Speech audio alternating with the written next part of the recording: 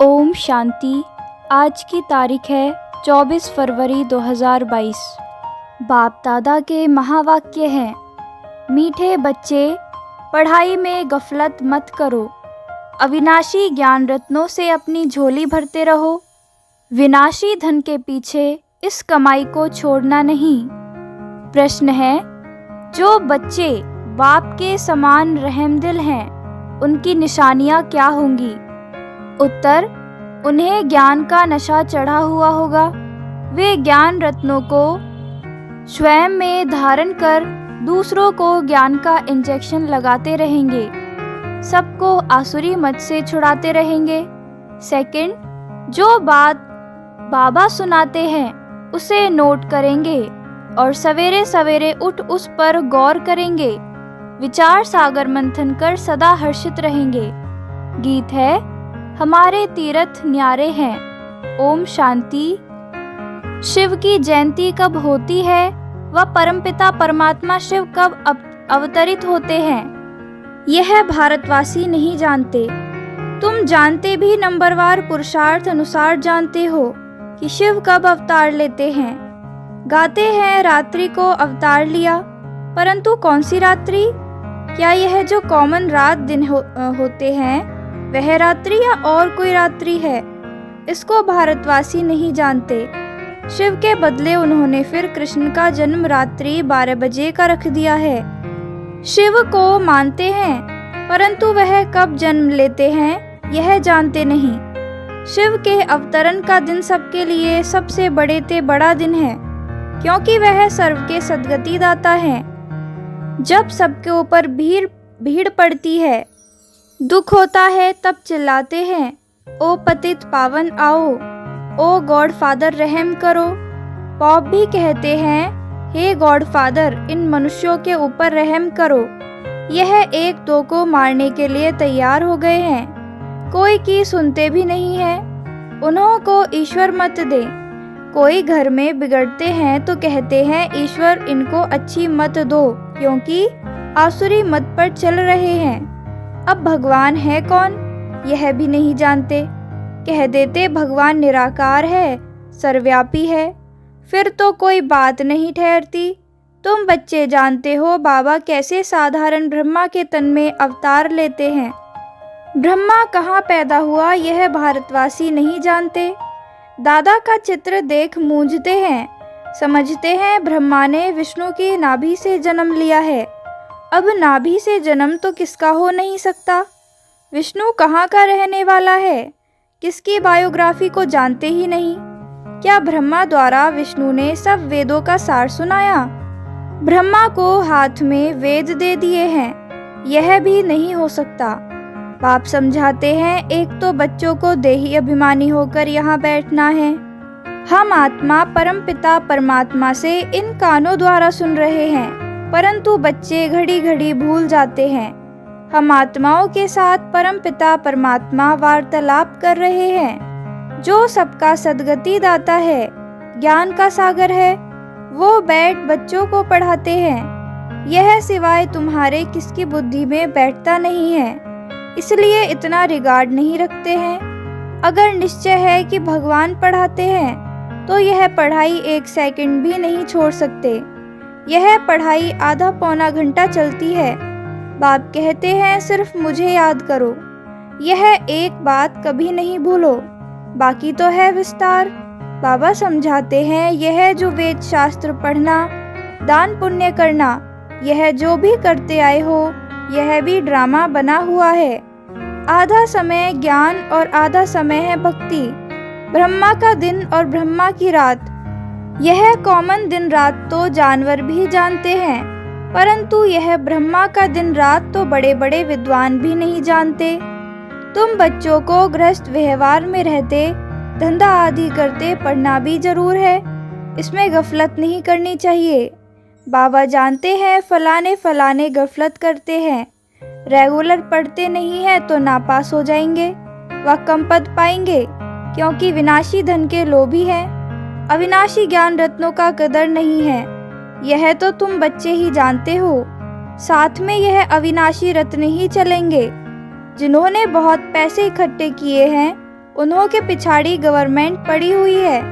जैसे मनुष्य का मौत आता है तो पीले हो जाते हैं, वैसे गवर्नमेंट के ऑफिसर्स लेने के लिए आते हैं तो पीले हो जाते हैं। देखो दुनिया की हालत क्या है। हम समझाते हैं बच्चे समय बहुत थोड़ा है, इस मृत्यु लोक को नर्क को कहा जाता है। कहते भी हैं हम पतित हैं, फिर भी अपनी मत पर चलते रहते हैं। कॉन्फ्रेंस करते हैं कि शांति कैसे हो, धर्म वाले आपस में ना लड़े। एक क्रिश्चियन धर्म वाले ही अपने धर्म वालों से लड़ रहे हैं। अब उन्हों को मनुष्य कैसे शांत कर सकते हैं, बिल्कुल ही निधन के हैं। ऋषि मुनि भी कहते थे हम रचयिता और रचना के आदि मध्य अंत को नहीं जानते हैं। बाप कहते हैं तुम अपने धनी को नहीं जानते हो, मालिक को मानते हो तो जानना चाहिए ना। भगवान, ईश्वर, गॉड, यह सब भिन्न भिन्न नाम रखते हैं, वास्तव में है तो फादर ना, हमारा रचयिता है। हम उनके बच्चे ठहरे, बाप माँ और बच्चे। हम तो जैसे ईश्वरीय फैमिली ठहरे। माता पिता से तो जरूर वर्षा मिलना चाहिए। हम परमपिता परमात्मा की फैमिली हैं। बाप को सर्वव्यापी कह दे तो फैमिली हो ना सके। मालिक रचता ही हम फैमिली हैं, मालिक रचता की हम फैमिली हैं। आज से 5000 वर्ष पहले भी बाप ने बरोबर वर्षा दिया था। न सिर्फ हमको परंतु सबको देते हैं। हमको जीवन मुक्ति का देते हैं, बाकी सबको मुक्ति का देते हैं। कितना सहज है। यह भी खुशी का पारा चढ़ना चाहिए। परंतु अहो माया, यहाँ से बाहर जाते हैं तो माया भुला देती है, बाप को ही भूल जाते हैं। अभी तुम बाप के बने हो, तुम ही जानते हो। शिव बाबा ने ब्रह्मा द्वारा हमको एडॉप्ट किया है। ऐसे नहीं कि ब्रह्मा विष्णु की नाभि से निकला, यह चित्र रखना चाहिए। गांधी की नाभि से नेहरू, परंतु विष्णु की नाभि से इतना बड़ा ब्रह्मा कैसे निकलेगा। फिर ब्रह्मा बैठ नॉलेज सुनाते हैं वेदों शास्त्रों की, सो भी कहाँ। क्या सूक्ष्म वतन में कुछ भी बुद्धि में नहीं बैठता। जिनको बाप से वर्षा लेना है वह तो यह सब बातें समझते हैं, बाकी सब कह देते हैं कल्पना है। अब बच्चे तो मानते हैं बरोबर बाबा सत्य सुनाते हैं, और तुम ब्राह्मणों को फिर जाकर सबको सच्ची गीता सुनानी है। सब एक जैसा नहीं समझा सकते, वह नंबरवार राजधानी बन रही है। सब एक जैसा पढ़ न सके, धारणा कर फिर उस पर विचार सागर मंथन करना है। सुना, नोट किया, फिर बैठ ख्याल करना चाहिए आज बाबा ने क्या सुनाया। सवेरे उठकर गौर करना चाहिए। तुमको सब पर तरस पड़ना चाहिए। बाबा का फरमान है अपनी रचना स्त्री बच्चों को भी समझाओ। पुरुष रचना रचते हैं अपने सुख के लिए। यह बेहद का बाप खुद सुख भोगते ही नहीं। कहते हैं बच्चों के लिए सारी मेहनत करता हूँ, तो जब धारणा हो तब नशा चढ़े, फिर किसको इंजेक्शन लगा सके। बाबा मिसल रहमदिल बनना है, आसुरी मत से सबको छुड़ाना है। कितनी भारी दुश्मनी है राम और रावण की। यह है रावण राज्य, वह है राम राज्य। मनुष्य तो कुछ नहीं जानते कि पावन कौन बनाते और पतित कौन बनाते। बाप कितना अच्छी रीति समझाते हैं, समझाने के लिए ही यह चित्र बनाए हैं। वर्ल्ड की हिस्ट्री ज्योग्राफी बाप ही समझाते हैं। इन चित्रों में बहुत अच्छा लिखा हुआ है। अब तुम बच्चे जानते हो निराकार गॉडफादर सारे वर्ल्ड को। रिलीजो पॉलिटिकल हिस्ट्री ज्योग्राफी बैठ सुनाते हैं। सुनते बहुत हैं परंतु समझते कुछ भी नहीं है। वास्तव में यह चित्र अंधों के आगे आईना है। झाड़ और ड्रामा वह तो बहुत क्लियर है। यह बाप ने समझाकर बनवाए हैं। इस समय सब अज्ञान नींद में सोए हुए हैं। तुम बच्चे रूहानी यात्रा पर ले जाते हो। रूहानी राही बनाने के लिए कितना ज्ञान देना पड़े, बुद्धि स्वच्छ चाहिए। इस पर पुरानी दुनिया से एकदम उपराम। यह भी वंडर है, जहाँ अपना जड़ यादगार है वहाँ ही आकर बैठे हैं। वह जड़ है, यह चैतन्य है, बड़ा गुप्त राज है। जैसे हम गुप्त वैसे मंदिर यादगार भी गुप्त। मंदिर बनाने वाले कुछ नहीं जानते। बाप तुम्हें सब बातें समझाते हैं। प्रदर्शनी में अक्षर बहुत अच्छे होने चाहिए। तुम्हें समझाना भी बहुत अच्छी रीति चाहिए। आदमी आदमी को पहचानना भी चाहिए। बड़े बड़े आदमी आते हैं, कोई अच्छी रीति समझते हैं, कोई तो कह देते हैं अच्छा लगता है, परंतु फुर्सत कहाँ। कोई कहते हैं कल से आकर समझेंगे। बाबा कह देते हैं तुम कभी नहीं आएंगे, बड़ा मुश्किल है। तुम जानते हो हम देवता बन रहे हैं, हम अपनी राजधानी स्थापन कर रहे हैं, हम राज्य करेंगे। परंतु यह दिल दर्पण में देखना चाहिए, हम राजा रानी बनेंगे या दास दासी व प्रजा। मधुबन में आकर ऐसा नशा चढ़ाकर जाओ जो फिर सदैव कायम रहे। अच्छा, मीठे मीठे सिकिलदे बच्चों प्रति माता पिता बाप दादा का याद प्यार और गुड मॉर्निंग। रूहानी बाप की रूहानी बच्चों को नमस्ते। हम रूहानी बच्चों की रूहानी माता पिता बाप दादा को याद प्यार गुड मॉर्निंग, नमस्ते नमस्ते नमस्ते। धारणा के लिए मुख्य सार है। फर्स्ट पॉइंट, इस पुरानी दुनिया से उपराम रहना है। स्वच्छ बुद्धि बन ज्ञान धारण करके फिर दूसरों को धारण कराना है। विचार सागर मंथन करना है।